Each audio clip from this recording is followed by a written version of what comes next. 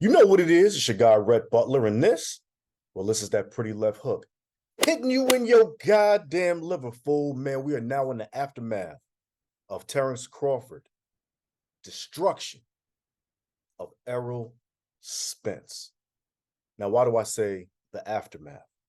Because nobody, including myself, saw the level of brilliance that Terence Crawford executed last Saturday at the T-Mobile Arena in Las Vegas, Nevada.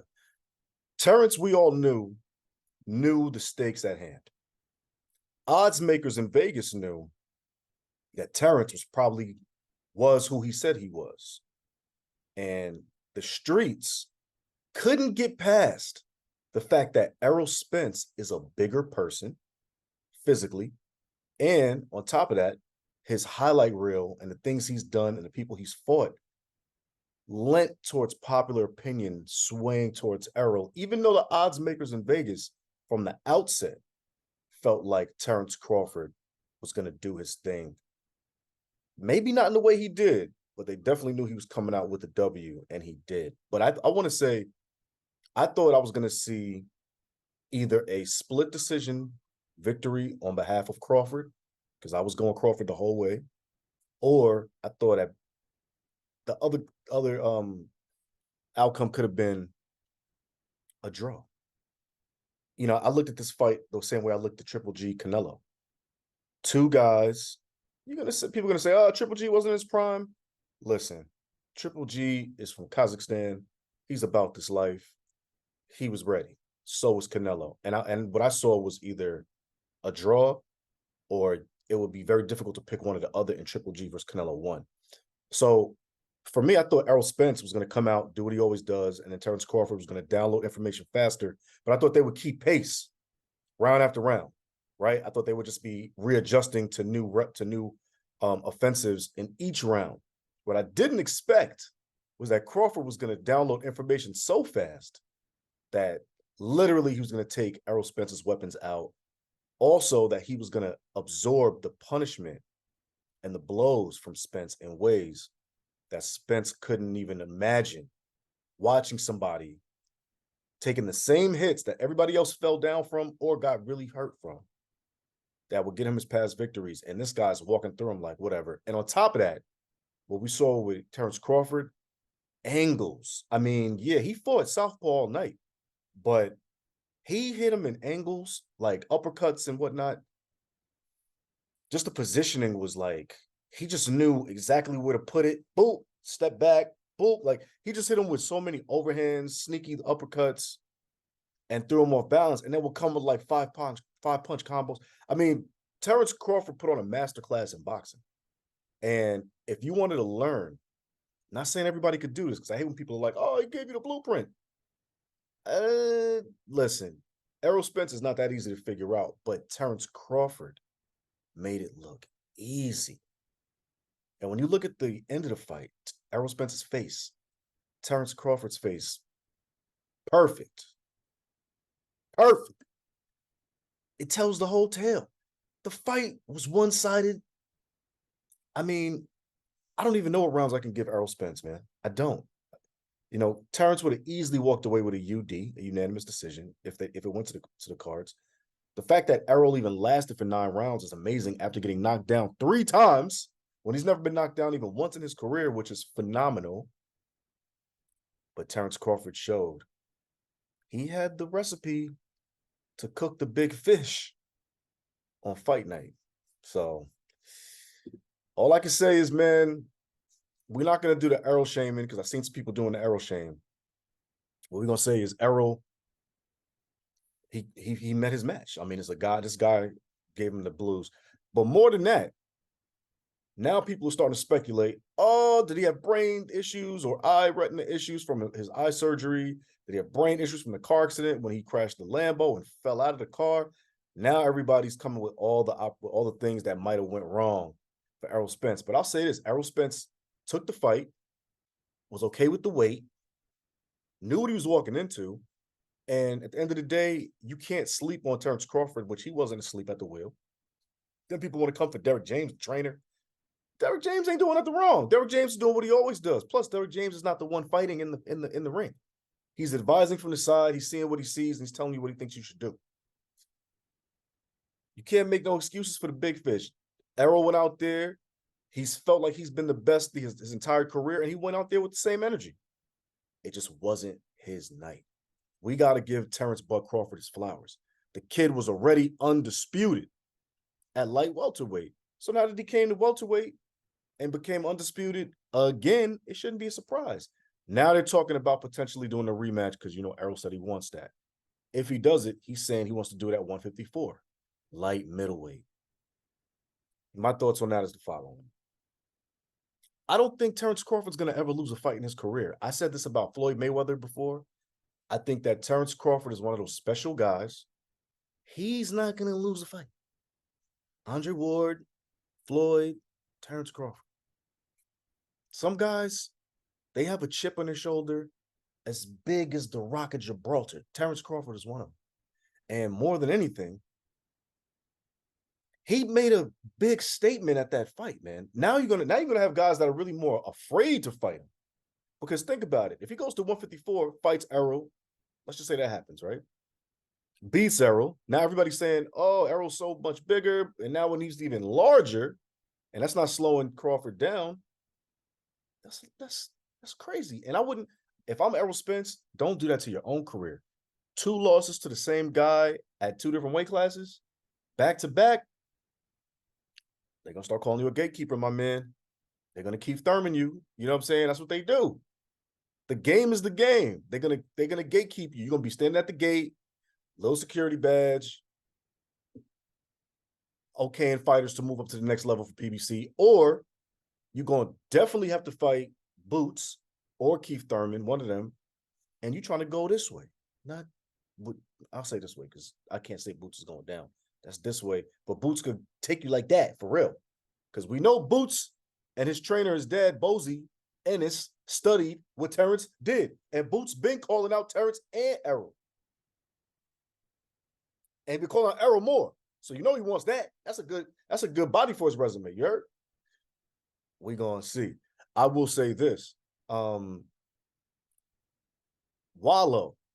from the $1 Million Worth of Game podcast shared the text messages between him and Bud Crawford after the fight, where he said, yo, you know, my man Boots, he wants next. And Bud Crawford's response was, are y'all trying to see another dead body? Shout out to Boys in the Hood.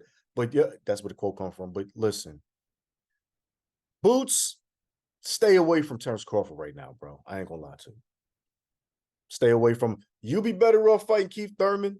You be better off trying to get Errol. If Terence and Errol don't do it again, which Errol's probably crazy enough to think that he can take him at 154. Shout out to Sean Porter. Sean Porter also believes that Errol can take Bud at 154. From what I've seen, I don't think weight's going to matter. I think Terence Crawford is just about this life. You know, you've seen Shakur Stevenson. He's getting Shakur hype, letting Shakur hold the belts. They taking flicks. He's the inspiration. He's Doug motivation. You know what I'm saying? 100%. Yo. You can start calling him Young Bud Crawford. You heard? Young Beezy. Hey, Connie, Young Beezy. That's really where Terence Crawford is at right now. So, yeah, I love what boxing's doing. And this is what we got to talk about before, you know, we recapping the fight. That's great. Here's what we got to talk about. Shout out to all the new generation of fighters. I know Terence Crawford is 35.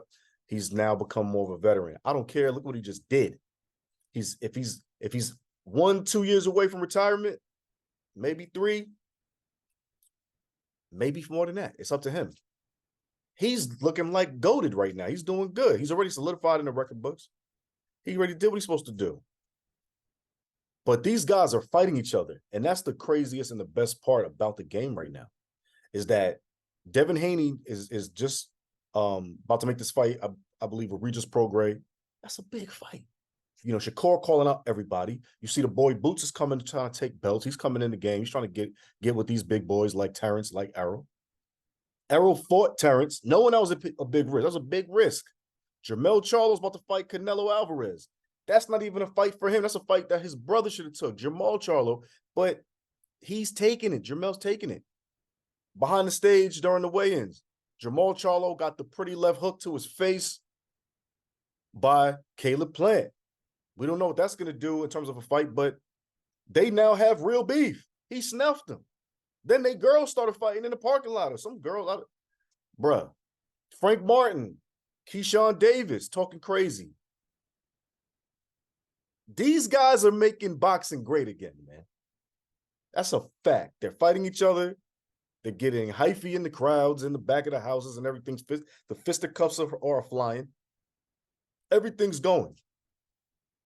And the real winners are you and me, because we're ingesting all this energy and we're getting all these great fights, and we're getting to see guys not afraid to lose that zero. And shout out to Errol Spence again, because even though now he's not undefeated, he got one loss, it's nothing bad about this. There's no badge of shame here.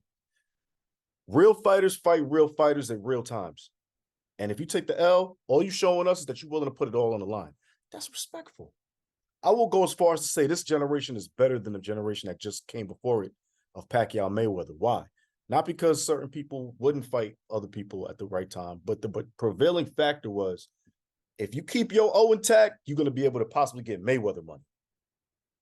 That's it. That's how people was looking at it. If I play the game a certain way, I'm going to get Mayweather money. But boxing isn't just about making the most money. It's about entertaining the fans. It's about the best matchups. It's about the competition in the game. And that's what Errol Spence, Terence Crawford means. Two hardworking guys putting it all on the line at a pivotal time. That's why all the celebrities came out. That's why everybody talked about it.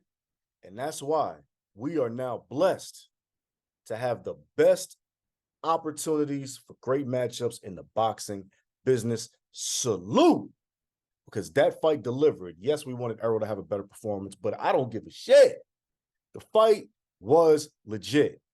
And now we see Bud Crawford in ways that we should have always recognized. He'd been told you, but because he's from Omaha, because he's not loud, because he doesn't run around talking crazy, you might not have recognized.